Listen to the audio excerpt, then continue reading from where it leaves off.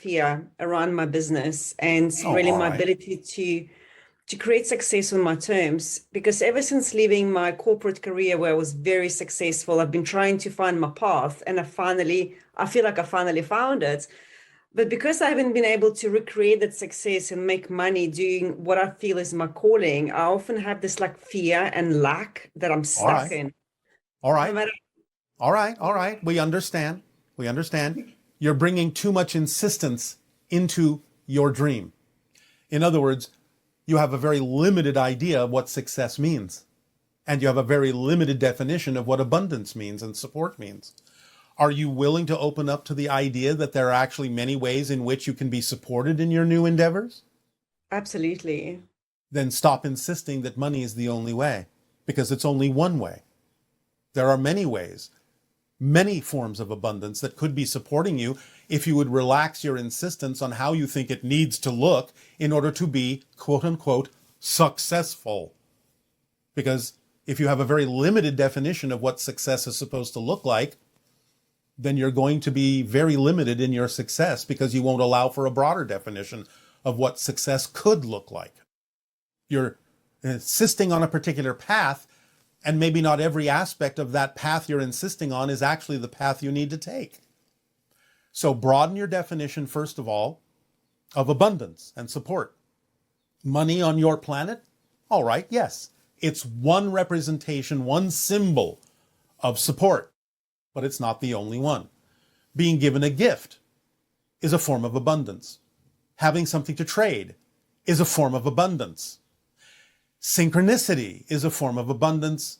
Imagination is a form of abundance. Communication is a form of abundance, because in imagination and in synchronicity and in communication, many different ideas can come to you that you may not have thought of before that might actually relieve you of the need to have other things you thought you needed in order to experience the idea of being successful. And of course, the true definition of success is simply being yourself as fully as you can, allowing synchronicity to guide you in the directions you need to go, realizing that there is a green light and a red light synchronicity that is functioning to guide you, in the sense of green light meaning here's a synchronous opportunity you are able to act on.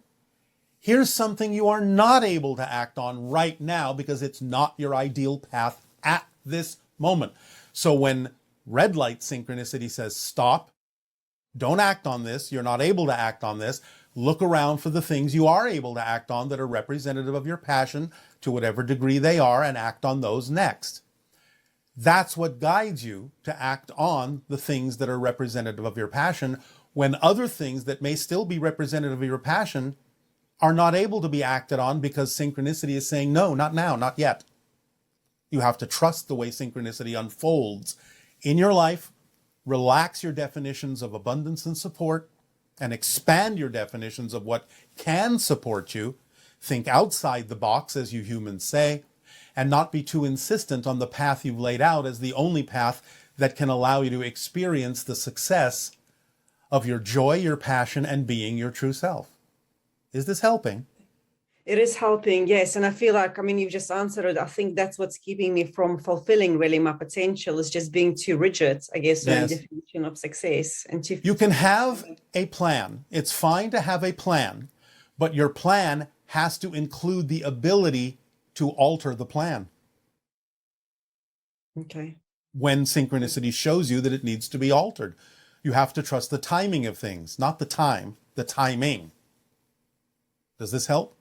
Yes. So do you have like an example or something like I feel almost, I guess, practical, because of all of the years of conditioning and having to do certain things in a way, I realize there is a journey, that needs to Yes. evolve, and I need to evolve into. All How right. do you say that? All right. All right. All right. All right. Have you heard us tell the story about the photographer? I'm not sure if you can All just right. This is something that happened very briefly in your physical reality, as you say, practical, so that you understand it on that level of your consciousness. A photographer who's a friend of the channel, her passion, her dream was to go all around the world photographing the sacred sites. You know, the pyramids, Stonehenge, those kinds of things. You familiar with that? Yeah. And create beautiful photographs of those places. Now, she didn't have the money to do this, but because she understood how to go beyond what most people would think of as practical, she stayed in a positive state and trusted that synchronicity would bring her some inspiration to act on that would be more representative of her situation. And so she was inspired to come up with what most people would consider to be a crazy idea that would never work, but she didn't let those definitions stop her. So her crazy idea for flying all around the world and photographing these sacred sites was to go to the airline and ask them to fly her around the world for free. Now, she understood that there has to be some sort of an equal exchange, and she knew that one of the forms of abundance is trade. What did she have to trade? Her skill as a photographer. So she went to them and said, here's my proposal. I'm asking you to fly me all around the world for free to these different sacred sites when you travel to those areas, where I will take these beautiful photographs that you may use in trade in your brochures to attract more tourists to fly your airlines.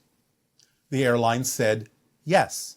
Not only did they say yes, they paid her to do this, put her up in the best hotels, fed her the best food. She flew around the world like a queen, made money, lived her dream, all because she was not so rigid that she would say, well, I just don't have the money, so I guess that's the end of that. She allowed herself to stay in a positive state that allowed her to perceive the inspiration of having the crazy idea to go to the airlines and ask them to fly her around the world for free in trade for her photographs. That's a practical application. And that's the application you can experience, because that's how life works when you allow it to, instead of forcing it into a rigid path where it then cannot allow you to even be inspired to have the crazy idea that might in fact just work for you perfectly. Thank you. Thank you. So, and my next question is about relationships. How do you, because the more I feel like I work on myself, the more difficult it is for me really to have normal relationships. Lose that definition. Why should it be more difficult? Would there not be a situation or a relationship that would ideally match what it is that reflects your preferences? Is that not available anywhere in reality for you? Are you so removed and disconnected from reality there can be no such thing as a relationship that would be perfectly matched to the things that work for you? I'm sure they are, but I'm just... No, you're not. That's the point. You're not sure there is. That's why you're saying, I think that would be very difficult. You're creating the difficulty by having such a limited version of the idea of what a relationship can be in your life. Right. So no, you're not sure. That's the point. Right. Okay. Then you have to relax that definition and say, I know there must be, by definition, because I exist here, and if relationships in this life are something that's important for me, then by following my passion, I know for a fact that there must be relationships that are perfectly matched to my needs as I would be to their needs. There has to be such, or I would not be here.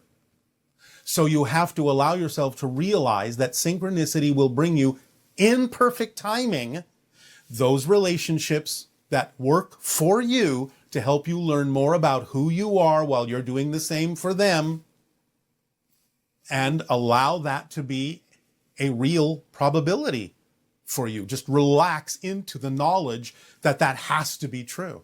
Otherwise, you're creating a definition that simply won't work for you. Right. And then how do you navigate through the existing relationships, which you feel like you kind of have nothing in common with people who've been in your life for so long? Then let them go. Why do you keep them in your life if they're no longer compatible with who you prefer to be? Their family. So what? Okay. So what? The most loving and honest thing you can do is show them who they are dealing with, who they are in a relationship with, by honestly choosing who you really are and letting them decide whether they want to maintain a relationship with you or not. Because if you simply stay in a relationship by not being who you truly are, well, you're being dishonest, and they're not really in a relationship with you anyway, are they? Not the real you. That's right. That's right. Therefore, again, look at how you define these things. Be honest within your definitions about what's going on, and realize that showing them the consequences of their choices relative to who you actually truly are is the most loving thing you can do for them, whether they realize it or not. Let them make the decision to change to match the vibration of your preference to be in a relationship with the real you, instead of perpetuating a false relationship with someone you're not, which is not a very loving thing to do. That's great. Thank you so much. It's really been helpful. Thank you for your All time. right. You are welcome. Aveo. Thanks.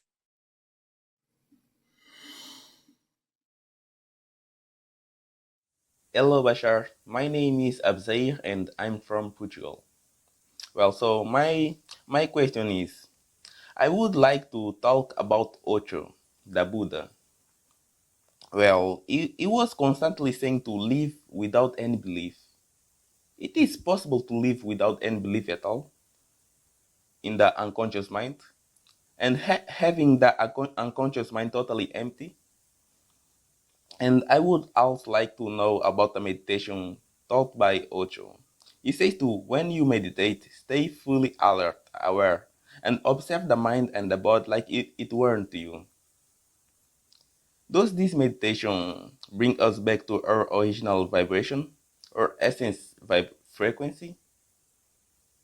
Thank you, Bashar. Shiva E. It can. And what is meant from the Buddha by saying live without belief is the idea simply of going back to the essential self in a neutral state, so that you can be a clear conduit for whatever needs to be expressed through that individual to experience physical reality as the theme they chose to explore. As a physical being, you will, in some sense, have a belief. You'll have a belief that you're physical.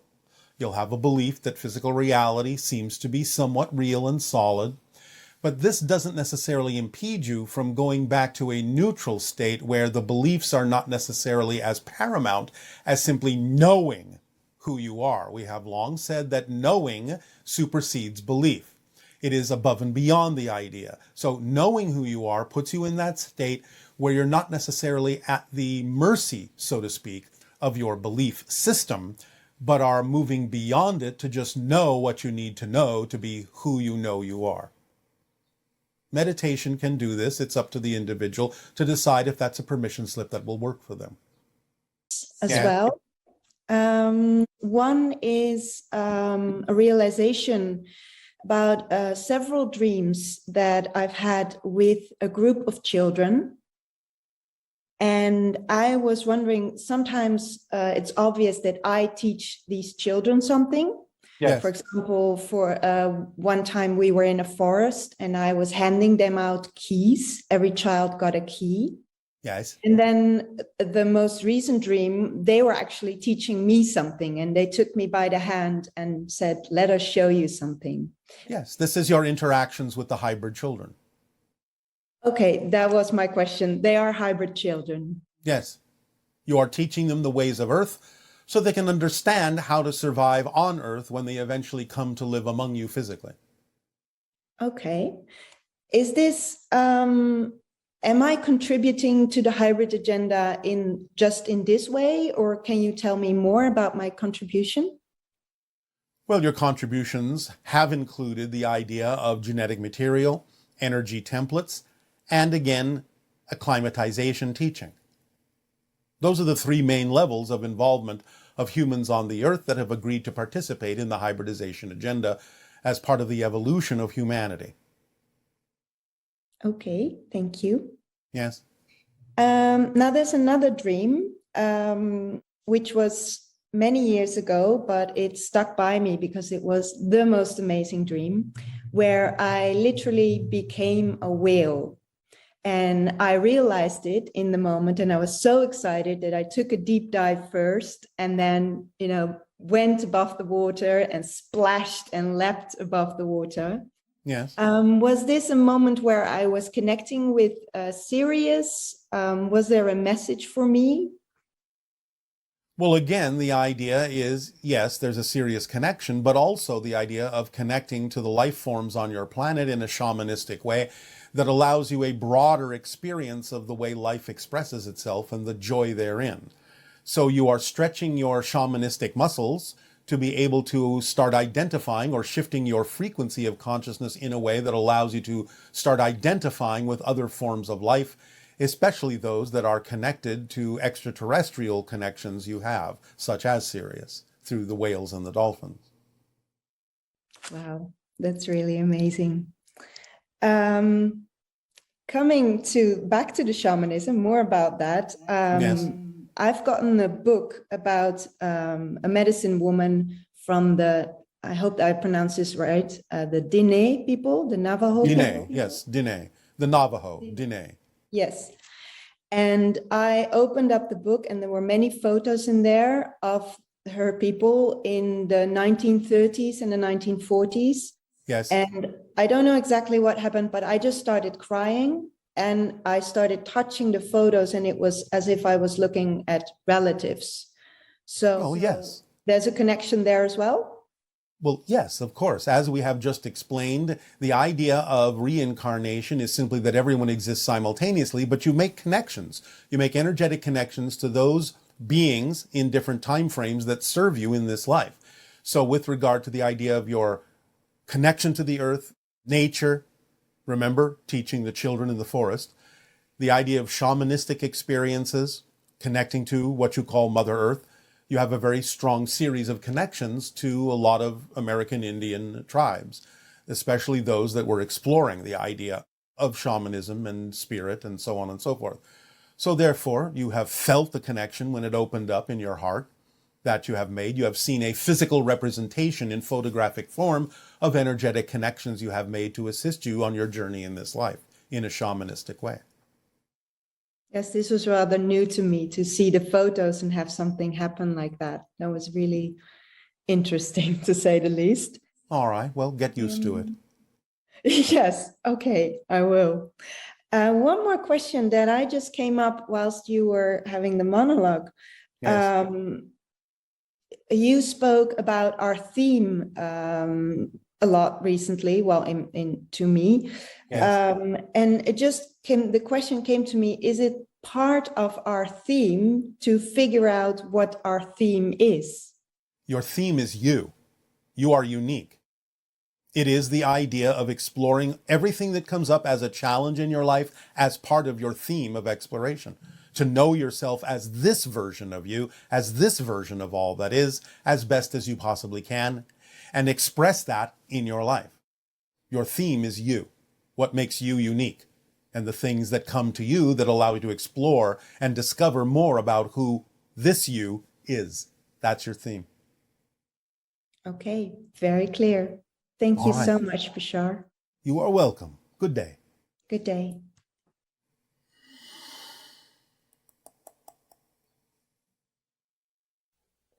Hello, Bashar. This is Kasia from Denmark. I have a question about precursors. In one of your sessions, you were sharing a little bit information about precursors. And just after your session, me and my husband, we went for a walk. And we sit down on a bench and suddenly appear a man who was really observing us.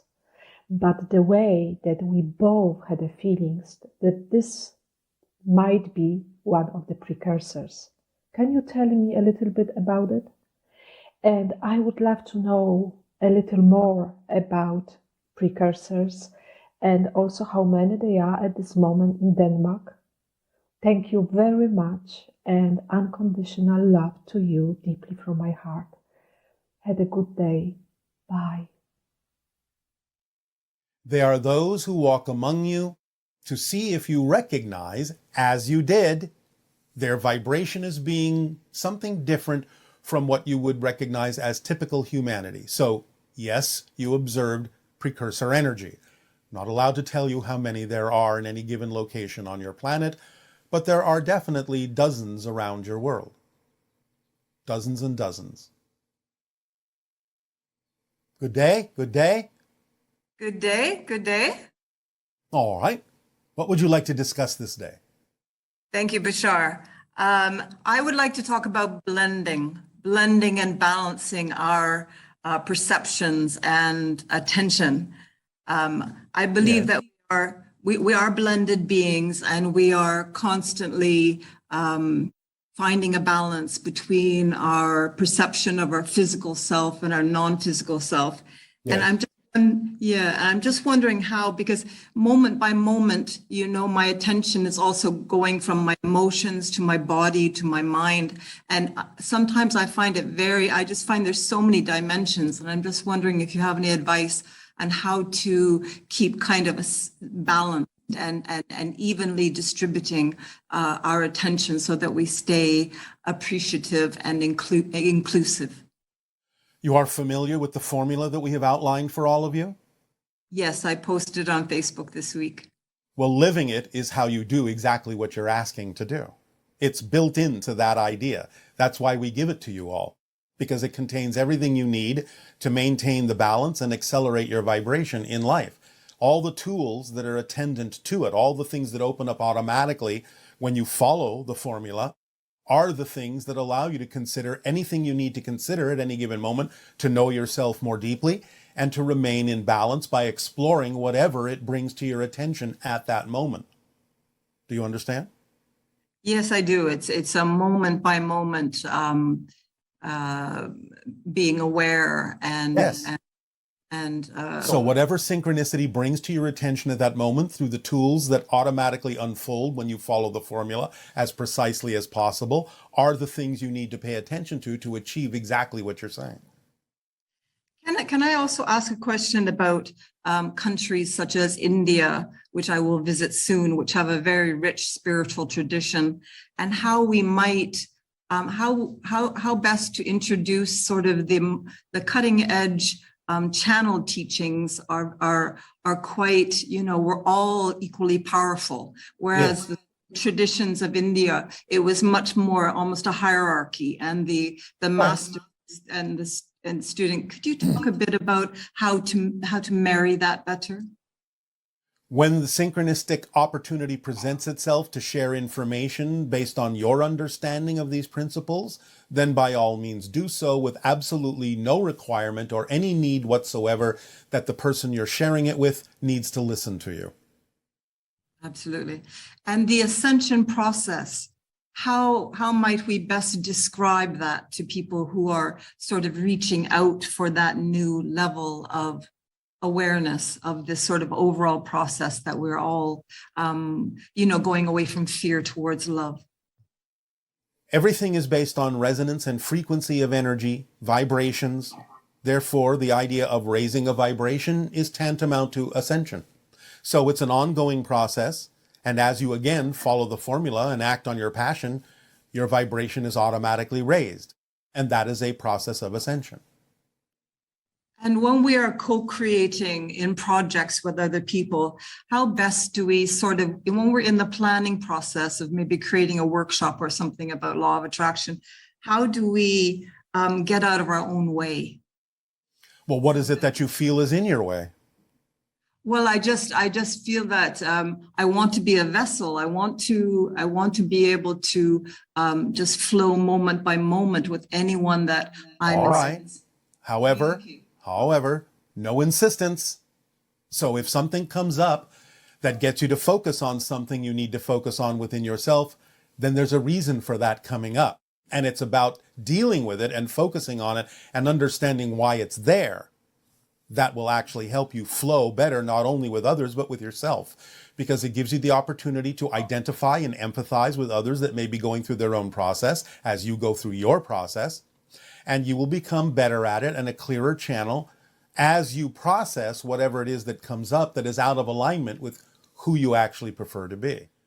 Absolutely, absolutely. And neutrality, we have our passions, we keep our passions, but I believe we're sort of letting go of our preferences. We're having less insistence. No, you're not letting go of your preferences, but you are having less insistence on the idea that you know what the outcome needs to be of your preferences. Let the synchronicity show you what the outcome actually needs to be You don't let go of your preferences, but you stop insisting on the form in which your preferences manifest. Yes, yes. And Bashar, when we're physically in the presence of each other in a spiritual community, I mean, we are all connected on so many levels. Yes. And yet when we're physically together, Yes. you know, in a meditation group, it seems more powerful, or seems more resonant, or more Well, tense. yes, of course. You understand the difference between positive mechanical energy and negative mechanical energy. The definition of positive energy is that which expands and integrates and therefore adds to and multiplies in an exponential way. Negative energy disconnects the feeling, as we say, and allows you to experience that isolation, so to speak, in a negative way. Everyone is still an individual, but when you work together in a common cause, you are magnifying and amplifying the general vibrational effect, because positive energy and positive intention goes in that connective direction. Therefore, as you say, it's more than the sum of its parts. And inclusion, it just seems that we are stepping